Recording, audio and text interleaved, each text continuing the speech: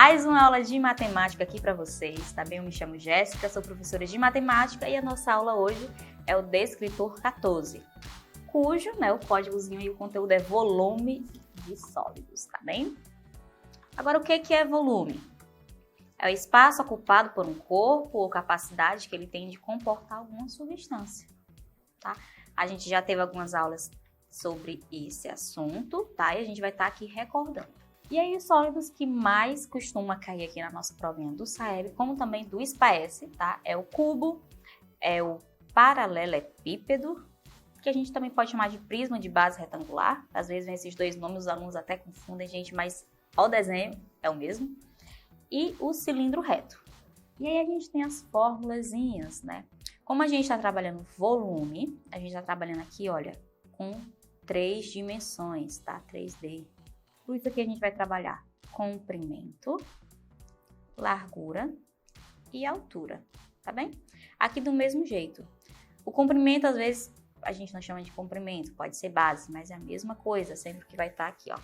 Base, largura e a altura tá em H, tá, gente? Porque como a maioria das fórmulas, né, gente, é traduzida do inglês para o português, acabou ficando H mesmo, que é altura, tá? Lá em inglês.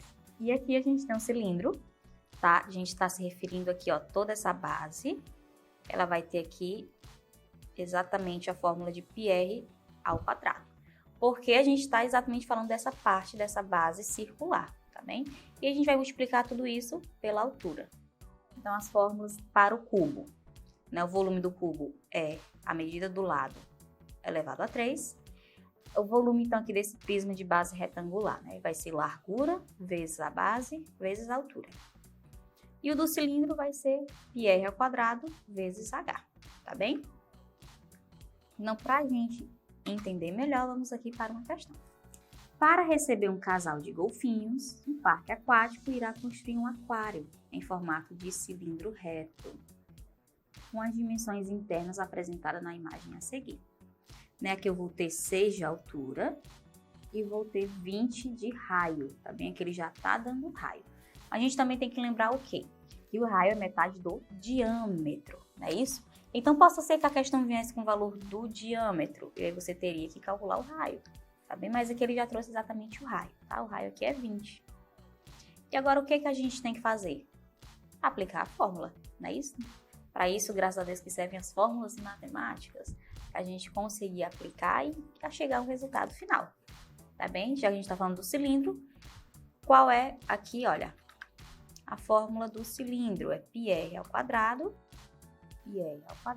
vezes altura, tá bem? O π aqui eu vou repetir. Quem que é o raio? É 20, né? 20 ao quadrado vezes altura. Novamente, eu repito o π.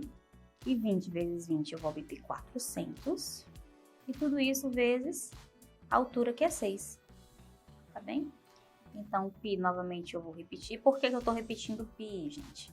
Outra coisa que a gente vai ter que observar, os itens, né? A gente tá vendo aqui que os itens, olha, todos eles têm a letra π, tá?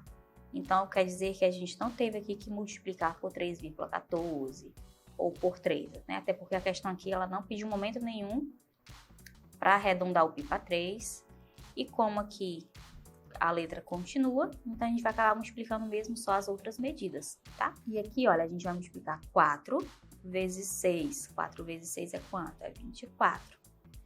E aí os dois zeros que eu não multipliquei aqui nos 400, eu acrescento aqui no final, tá bem? Então a resposta final aqui, ó, é π vezes 2.400. Só mudando aqui a ordem, colocando o π para depois, o nosso item correto é o item D, tá bem? 2.400 π. E aí você pode até pensar, tia, mas é difícil estar lembrando essas fórmulas. Realmente, às vezes, a gente pode acabar esquecendo. E aí basta você olhar para a figura, né? Você sempre sabe o quê? Que a maioria das fórmulas, a gente vai ter algum expoente, né? Vai ter elevado a 2. Então, o cilindro, você só lembra o quê? Que o raio vai ser elevado a 2. E o resto você multiplica, tá bem? Então, o raio sempre vai ser elevado a 2. Então, bastava lembrar que seria 20 vezes 20 e o resultado vezes 6. Porque o π, afinal de contas, eu nem ia precisar calcular aqui, tá bem? Próxima questão para a gente absorver aqui. Novamente, eu tenho aqui um paralelepípedo. Uma empresa fabrica uma caixa para armazenar leite com o formato de um paralelepípedo, cujo as dimensões internas estão apresentadas no desenho. 9 vezes 7 vezes 16. Acho que desses sólidos, gente, o mais, talvez assim, complexo, né, de memorizar mesmo, de gravar, seja do cilindro. Né? Mas o cilindro, basta você lembrar que vai ter expoente 2. Você lembrou que vai ter expoente 2, você consegue encontrar o valor. Mas todos os outros, gente, é só você pegar as medidas que tem e multiplicar. Entendeu? Não tem muito mistério. Então, pegou um cubo, pegou um paralelepípedo, só multiplica, tá bem? Então, vou ter aqui 9 vezes 7. 9 vezes 7 é 63. 63 vezes 16. Multipliquei esse por esse, agora por esse. 6 vezes 3 é 18, sobe 1. 6 vezes 6 é 36, com mais um 37. Então, nosso item correto aqui, ó, é o item D, 1008 centímetros cúbicos, né, gente? Lembrar como a gente está multiplicando 3 comprimentos aqui, vai ser elevado a 3, tá bem? Lembrando que esses são os sólidos que mais costumam aparecer nas provas, tá bem? As provas aí, os diagnósticos, sempre é comum cair esses sólidos, tá? Então, não se preocupe em ter outro, não. Se cair, vai ser um desses. E aí, no seu caderninho, você já marca revisão sobre conteúdo de volume check, tá bem? Tchau, tchau e até a próxima!